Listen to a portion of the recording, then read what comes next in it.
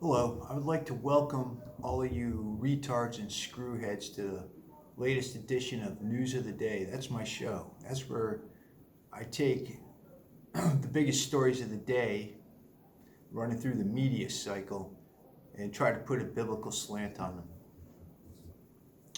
The first story is about women's sports in general, I guess you could say.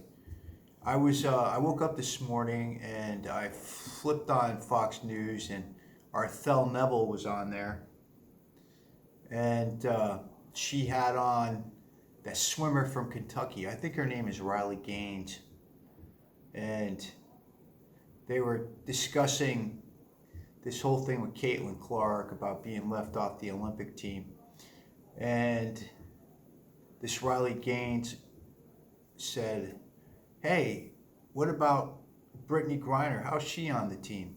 She's only played 2 games this season, and plus she had all that trouble in Russia." And Arthel Neville went crazy. Well, crazy is a strong term, but she scolded the blonde-headed girl from Kentucky and said, "Listen, Britney was a victim of the Russian government, and that she was completely innocent." Now, let me tell you guys something first and foremost. I don't watch any women's sports. In fact, I haven't been watching sports at all, even men's sports, because I've been so busy. But I have little interest in women's sports. And I'm one of these guys who believes that transvestites should be allowed to play in the WNBA just for the fact that it would maybe make the game more exciting. That's how boring to me women's sports are, that you actually need transvestites to draw the fans. Anyway, when Arthel shushed her, went, "No, you can't say that, Riley. That's not true." I was thinking to myself, it is true. Britney Griner went into Russia with cannabis, cannabis oil, I believe, marijuana stuff. And she had to spend time in prison. And what people don't understand is a lot of places see marijuana as a drug. I live in Asia. If you come to South Korea and you're got marijuana in your suitcase, you're going to jail. You might, and it's not for a little bit of time. I mean, I'm not going to say you're going to spend the next 10 years there, but you might have to spend a year or two in jail. They don't put up with it. Same with China. Go to China and bring marijuana into the country. See what they do to you. I don't know. I think sometimes there's this idea that the whole world's the same. It's not the same. You can go back to Paul McCartney when he brought marijuana into Japan. And he was a Beatle, and he got into a lot of trouble too. So, should Britney Griner have been locked up in a Russian prison? I mean, her sentence was 10 years. Is that a bit much? Of course it's a bit much. Was she used as a political pawn? Of course. I'm not saying she wasn't.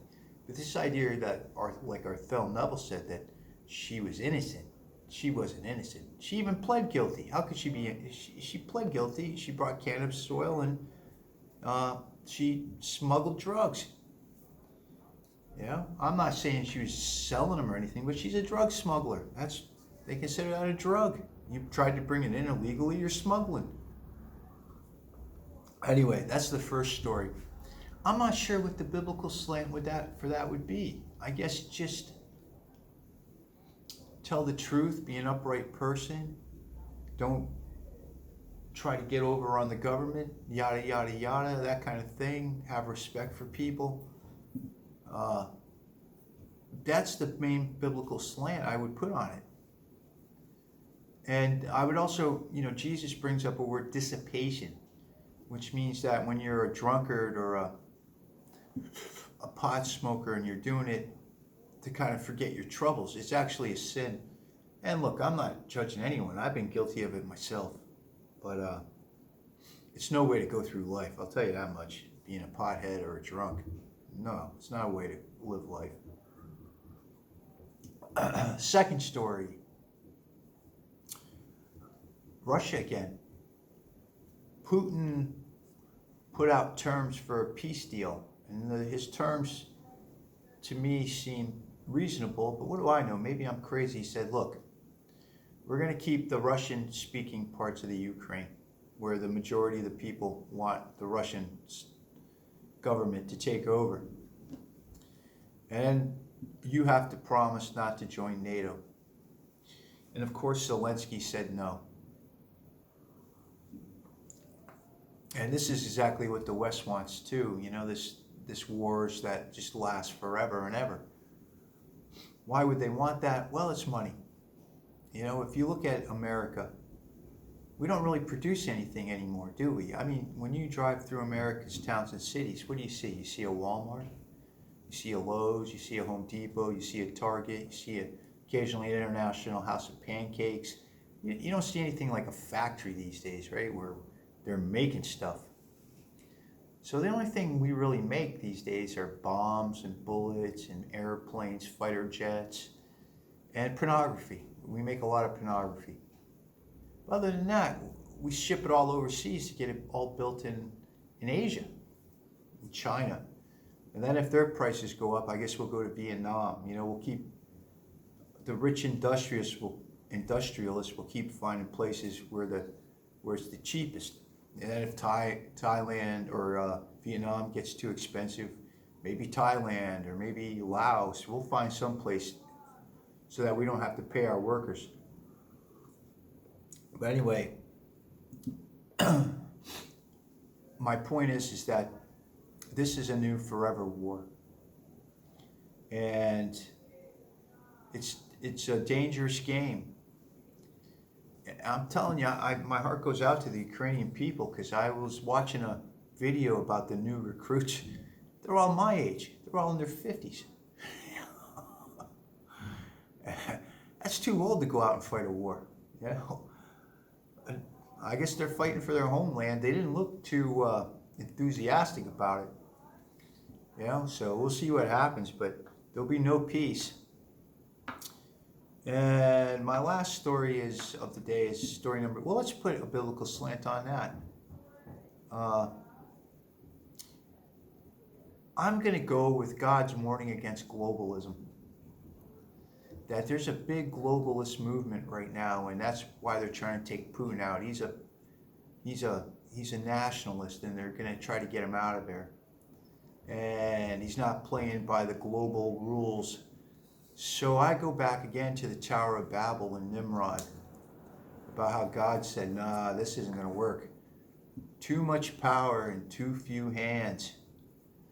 Anyway, our last story is Biden raised 26 million over the weekend. He set some type of record, hanging out with the movie stars. I guess you'd call them movie stars. Julia Roberts, George Clooney, Jimmy Kimmel, Stephen Colbert.